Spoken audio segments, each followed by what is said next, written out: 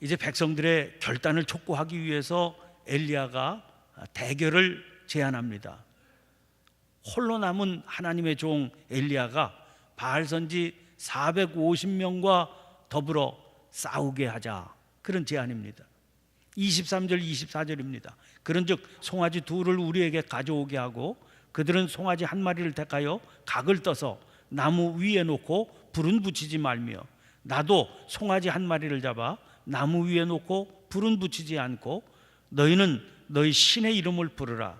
나는 여호와의 이름을 부르리니 이에 불로 응답하신 그가 하나님이니라. 그래서 이제 엘리야도 또 바알 선지자들도 각각 한 마리씩 송아지를 택해서 이걸 제물로 삼아서 불은 붙이지 않고 자기가 믿는 신의 이름을 불러서 응답을 구하자. 그래서 불로 태우는, 이 제물을 태울 수 있는 그런 신이 진짜다 하는 것을 보여주자 하는 겁니다. 1대 450, 숫자만 차이가 날 뿐이지 룰은 아주 공정하게 진행을 하자, 그렇게 제안을 한 겁니다. 이렇게 나오니까 바알 선지자들로서는 빠져나갈 수 없는 제안 아니겠습니까? 또 백성들로서도 미룰 이유가 없는 대결이지요. 그래서 24절에 백성이 다 대답하되 그 말이 옳도다. 야, 정말 그렇게 해서 그런 방법으로라면 진짜가 누군지 판결이 되겠구나. 옳다. 그렇게 한번 해봐라. 그런 얘기입니다. 그런데 제물로 택한 소가 참 이상합니다. 25절 보면 엘리야가 바알의 선지자들에게 이르되 너희는 많으니 먼저 송아지 한 마리를 택하여 잡고 너희 신의 이름을 부르라. 그러나 불은 붙이지 말라. 그랬죠. 여기서는 먼저 송아지 한 마리를 택하여 그랬으니까 바알 선지자들이 제물로 쓸 송아지를 그 바알 선지자들이 택한 것으로 그렇게 되어 있습니다. 그런데 26절에는 그들이 받은 송아지를 가져다 잡고, 그래서 25절에는 바알 선지자들이 자기들이 제물로 쓸 송아지를 택하는 것으로 되어 있는데 26절에는 누군가가 택해준 송아지를 받은 것으로 그렇게 묘사가 돼서 앞뒤가 잘 맞지를 않습니다. 아니, 바알 선지자들이 그들이 받은 송아지를 그랬을 때 그들은 바알 선지자들을 말하는 게 분명한데 어째서 택한 송아지라고 그러지 않고 받은 송아지라고 그랬느냐 하는 것이죠. 다른 성경의 번역들은 어떻게 되어 있을까? 그렇게 살펴보면 새 번역은 엘리야가 바알의 예언자들에게 말하였다. 당신들은 수가 많으니 먼저 시작하시오. 소 한 마리를 골라 놓고 당신들의 신의 이름을 부르시오. 그러나 불은 지피지 마시오. 그들은 가져온 소 한 마리를 골라서 준비하여 놓은 후에 이랬습니다. 공동 번역은 이렇게 되어 있습니다. 엘리야가 바알의 예언자들에게 말하였다. 당신들이 수가 많으니 먼저 시작하시오. 황소 한 마리를 택하여 제물로 드리고 당신들 신의 이름을 부르시오. 그러나 불을 붙이지는 마시오. 그들은 준비한 황소를 받아 잡고는, 이렇게 되어 있습니다. 유진 피터슨의 메시지를 보면 이렇게 되어 있습니다. 엘리야가 바알의 예언자들에게 말했다. 당신들의 수가 많으니 먼저 하시오. 당신들의 소를 골라서 준비하시오. 그리고 당신들 신에게 기도하되 불은 붙이지 마시오. 그들은 가져온 소를 제단에 차려놓고. 그래서 사실 아주 그 문자 그대로 원문 그대로 이렇게 번역한 게 아니라 조금 애매하게 혹은 자기들 생각 합리적인 상황으로 전개될 수 있도록 잘 이렇게 다듬어서 번역해 놓은 거 아닌가, 그렇게 생각됩니다. 외국어 성경들도 살펴보면 비슷한 구조로 그렇게 되어 있습니다. 근데 유대인들은요, 성경을 읽어 내려갈 때 이게 한 구절 한 구절 한 단어 한 단어라도 적당히 넘어갈 수 있는 게 아닙니다. 유대인들의 마음에 있어서는 이거는 하나님의 말씀이기 때문에 정확하게 그렇게 번역도 돼야 되고 그리고 해석도 정확하게 내려야 된다. 애매모호한 게 있으면 그 애매모호한 걸 애매모호하도록 그냥 넘어가지 않고 이게 왜 애매모호한 건지 그 이유는 어떤 건지를 어떻게든 설명을 해 놓아야 직성이 풀립니다. 근데 성경을 읽다 보면 이렇게 이해가 되지 않거나 애매한 부분이 있는데 이걸 절대로 허술하게 넘어가는 법이 없지요.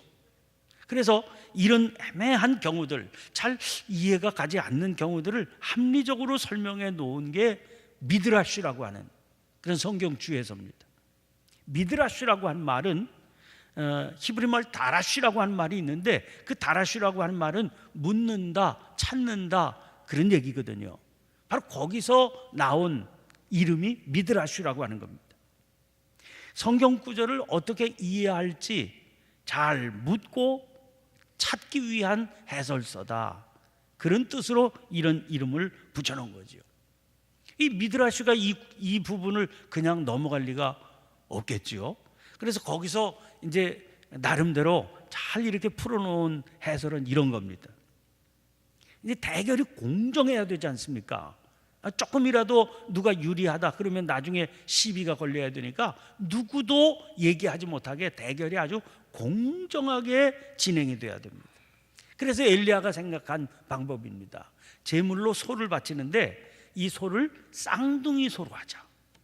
그 쌍둥이니까 아주 똑같은 겁니다. 뭐 나중에 뭐 제각각 이렇게 제물을 정하면 그 소는 커서 그 소는 나이가 들어서 그 소는 뭐 어쩌고 이렇게 시비가 걸릴 수도 있겠다 하는 거죠. 그래서 공정하게 하기 위해서 쌍둥이로 정한 겁니다. 그래서 이제 그 쌍둥이가 똑같은데 아니 이 녀석이 걸리냐 저 녀석이 걸리냐 이것만은 운명에 맡기자. 바알에게 바쳐지고 또 여호와에게 바쳐지는 거 이거는 뭐 어쩔 수 없다.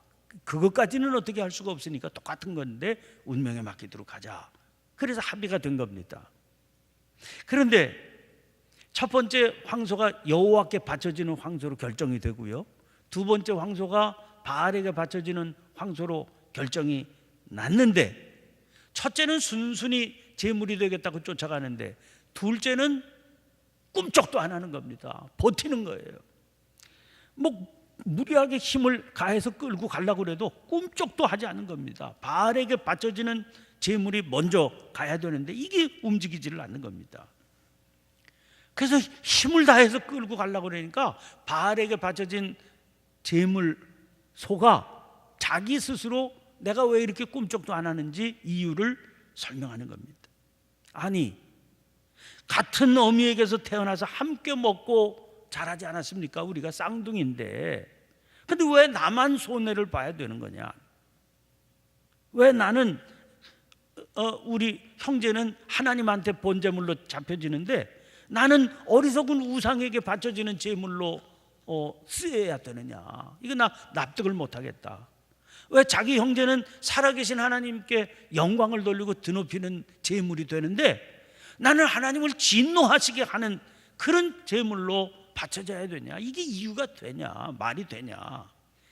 아니, 이게 과연 공정하고 공평한지 한번 설명을 해달라. 그러면서 꿈쩍도 안 하는 겁니다. 엘리야가 황소의 말을 듣고 그 바알에게 바쳐진 그 소에게 설득을 하는 거예요. 너 슬퍼할 필요 없다. 너도 바알에게 번제물로 바쳐지는 일을 통해서 하나님께 영광을 돌리게 될 거다. 그러니까 공정하다고 얘기해야 되지 않냐? 이 바알에게 바쳐진 제물이 소가 엘리야의 말을 듣고 이해를 하게 됐습니다. 아하, 바알에게 제물로 바쳐져서도 결과적으로는 하나님 앞에 영광을 돌리게 되는 거로구나. 그렇지만 마지막 그 억울한 거 하나는 남아있다, 이런 생각이 든다는 거죠. 그래서 이 제안을 합니다. 이게 최후의 제안입니다. 그렇지만 내 발로 바알에게 갈 수는 없습니다. 꼭 가야 된다면 강제로 데려가시오. 그러니까 당신이 그들에게 날 넘겨주시오. 이렇게 버텼다는 거죠. 그래서 할 수 없이 엘리야의 손에 의해서 바알 선지자들에게 넘겨졌다. 그래서 이 구절이 이렇게 됐다는 겁니다. 여러분, 아무튼 중요한 건 뭐냐면 지나치다고 싶을 정도로 아주 철저하게 공정한 게임으로 이 대결이 진행됐다 하는 거죠.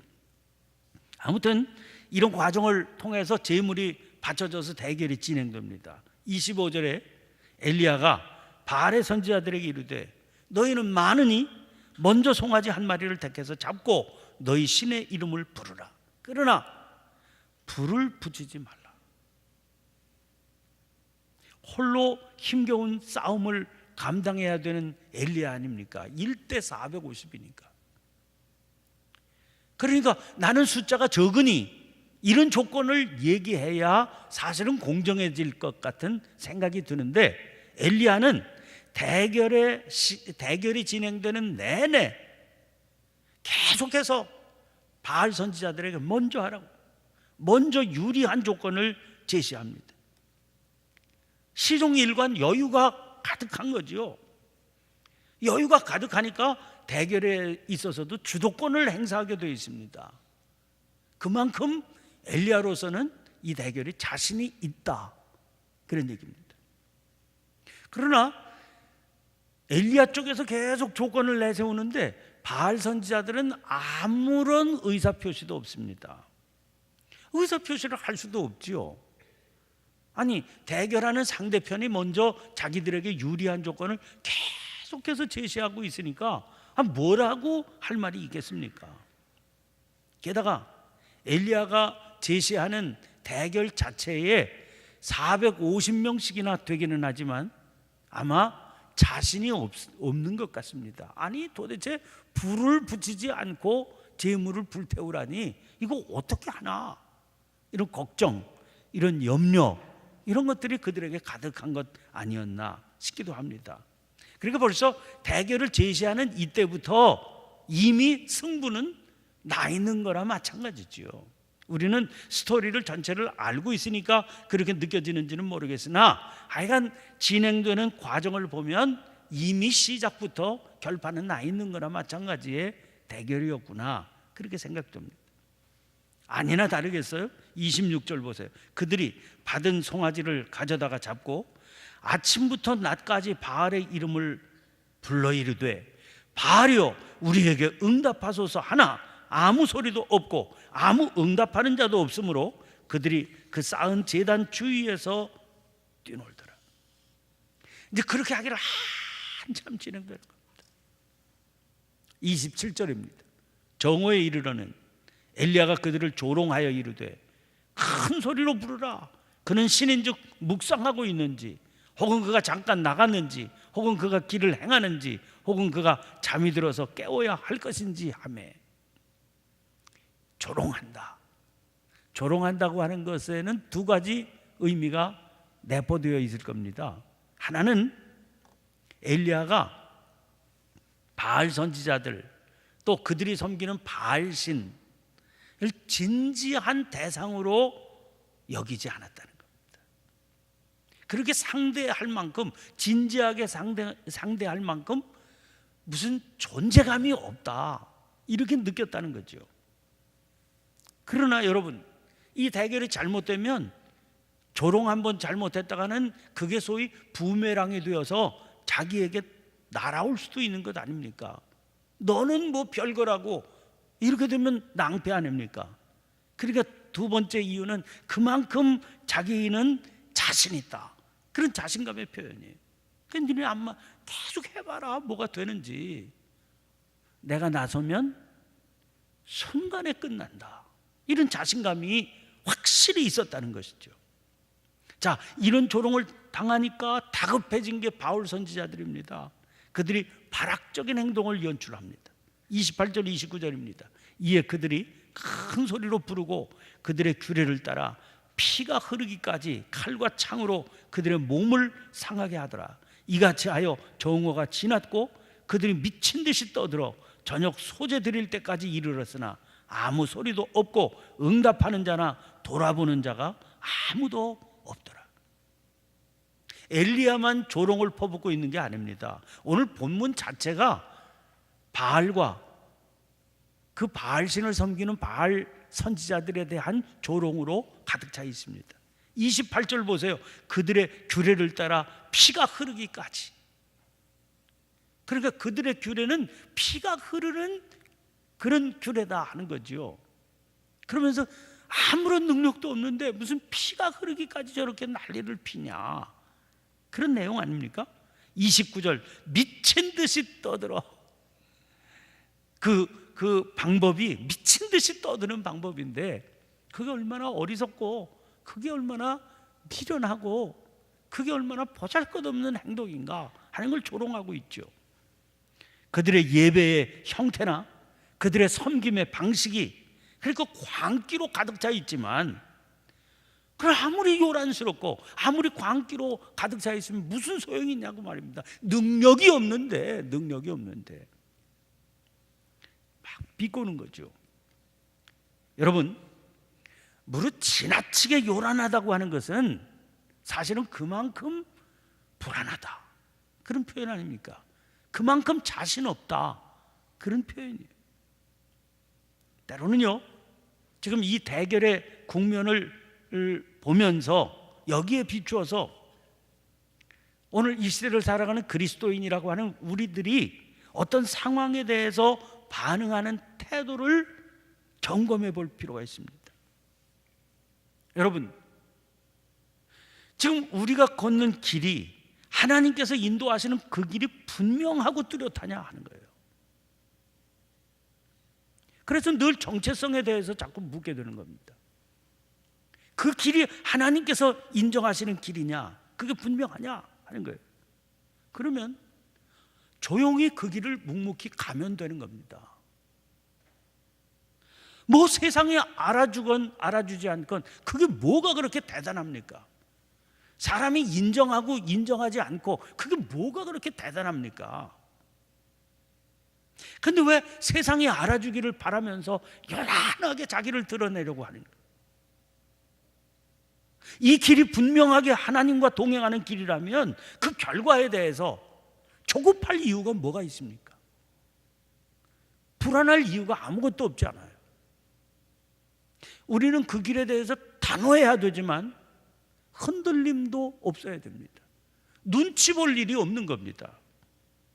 아니, 전능하신 하나님께서 함께 하시는데 세상이 몰라주면 어떻습니까? 사람들이 눈여겨보지 않으면 그게 뭐 어떻다는 겁니까? 그래서 제일 중요한 문제는 전능하신 하나님께서 함께 하신다, 그런 자신감이 과연 있느냐는 거예요. 세상의 빛은 산 위에 있는 동네가 드러나지 않을 수 없는 것과 같다는 거예요. 배우 차인표 씨가 작년 연말에 KBS 연기대상을 수상했는데 그 수상 소감을 말한 게 사람들에게 굉장히 인상 깊게 들렸습니다. 이 사람이 이런 소감을 했어요. 50년 인생을 자기가 살았는데 50년 인생을 살면서 느낀 거 3가지가 있다고 그랬어요. 어둠은 빛을 이길 수 없고, 거짓은 참을 이길 수 없고, 남편은 아내를 이길 수 없다. 이게 자기가 배운 거라는 거예요. 뭐 아마 뭐 다 중요한 거지만 남편은 아내를 이길 수 없다, 뭐 이것도 그냥 재미로 이렇게 얘기하지 않았나 그렇게 생각되는데, 이 크리스찬인 이 차인표 씨가 중요한 얘기를 하는 겁니다. 자기가 짧은 인생이지만 살면서 깨달은 게 있다, 배운 게 있다. 빛은 어둠을 이길 수 없다. 빛이라고 하는 사실이 중요한 겁니다. 어둠의 세력이 암만 크다고 그래서 그것 때문에 주눅 들거나 눈치 보거나 기죽을 이유가 없다는 거죠. 왜? 이길 수 없는 거니까. 거짓은 참을 이길 수 없다. 이건 너무나 뚜렷하다는 겁니다. 그러니까 중요한 건 빛이냐 하는 거죠. 진리냐, 그게 중요한 겁니다. 그것만 중요한 겁니다. 속해 있는 게 분명하면 흔들릴 이유가 없는 거죠. 어둠은 빛을 이길 수 없습니다.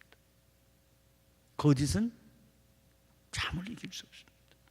이건 만고불면의 진리입니다. 다 낱낱이 드러나는 겁니다. 중요한 건 빛에 속하는 겁니다. 중요한 건 참 진리에 속해 있는 겁니다.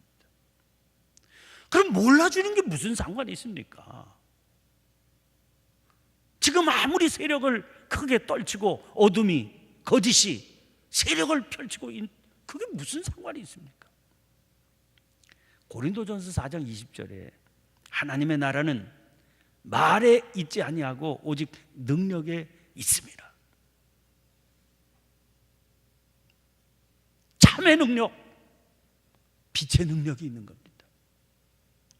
오늘 제목이 폭로되는 거짓 이렇게 잡았습니다. 바알 선지자들은 자기들 스스로 자기들 신의 허구를 드러내고 있는 겁니다. 어떻게 해요? 요란스럽게 광기로 가득 차서 자기들이 얼마나 거짓된 존재인지를 누가 얘기하지 않아 자기들 스스로 드러내고 있는 중입니다. 아니 겉만 번지르르하면 무슨 소용이 있어요? 숫자가 450이라는 게 그게 뭐가 그렇게 대단한 겁니까? 그들의 능력 없음이 그들의 거짓됨을 스스로 폭로하고 있는 중입니다. 미래에 대해서 걱정하는 그런 사람들이 이제 교회의 미래에 대해서 막 걱정을 하는 거예요. 앞으로 교인들 숫자가 어떻게 대폭 줄 거다. 교회는 어떤 어려움에 처하게 될 거다. 이런 얘기들을 갖고 막 불안을 조장하고 그런 생각을 해요. 저는 이미 은퇴한 뒤의 얘기라서 그렇게 느껴지는 건 아닙니다. 아니, 교인이 절반으로 주는 게 뭐가 그렇게 대단한 일입니까? 교회 세력이 그렇게 꺾이는 게 뭐가 그렇게 대단한 일입니까? 사실 우리가 생각해 볼 때 지금 구원받은 숫자가 자꾸 늘어나는 것보다 거품이 자꾸 늘어나서 걱정인 거예요. 교회가 성도들이 어중이 떠중이 다 모여서 걱정인 거예요. 그게 뭐가 그렇게 대단한 일입니까? 예배당 숫자가 줄고 건물이 잘 유지가 안 되는 그게 뭐가 그렇게 대단한 일입니까? 바로 얘기하면 그렇죠. 그런 일들을 통해서 정말 진지하게 믿음의 진실을 고백하는 그런 무리들이 모일 수 있는 기회가 되면 교회가 사는 길이지요. 복음이 서는 길이죠. 두려워할 이유가 없는 겁니다. 하나님이 주장하시는 그 길을 바로 갈 수 있느냐가 중요한 겁니다. 그래야 숫자가 적어도 450대 1이라도 세상을 변화시키는 그런 교회가 되고 성도가 되는 것 아닙니까? 오늘 우리는 어둠에 휩싸여서 그것 때문에 막 방황하고 그러는 연약한 모습을 보이고 있는 겁니다. 아무리 세력이 커 보여도 종이 호랑이에 불과하게 되는 겁니다. 우리의 문제는 진짜 문제는 우리 스스로의 정체성이 퇴퇴지는 게 문제가 되는 것이죠. 엘리야는 바알 선지자들에 대해서는 이렇게 조롱으로 대하면서 백성들에 대한 태도는 사뭇 다릅니다. 백성들을 향해서는 진지하게 결단을 촉구하고 있어요. 왜? 그들은 거짓의 앞잡이 노릇하는 이들과는 다른 겁니다. 그들이 살아야 그래야 이스라엘이 서는 것 아닙니까? 그래서 이 대결의 중요한 과제는 백성들의 마음을 어떻게 돌이킬 수 있느냐 하는 거거든요. 그것 때문에 대결을 하고 있는 겁니다. 그 백성들 눈앞에서 누가 진짜 이스라엘의 주인이고 누가 진짜 능력 있는 세상을 지배하고 다스리시는 존재, 그걸 보여주겠다는 거죠. 여러분, 그래서 대하는 태도가 전혀 다릅니다. 이게 하나님의 종이에요.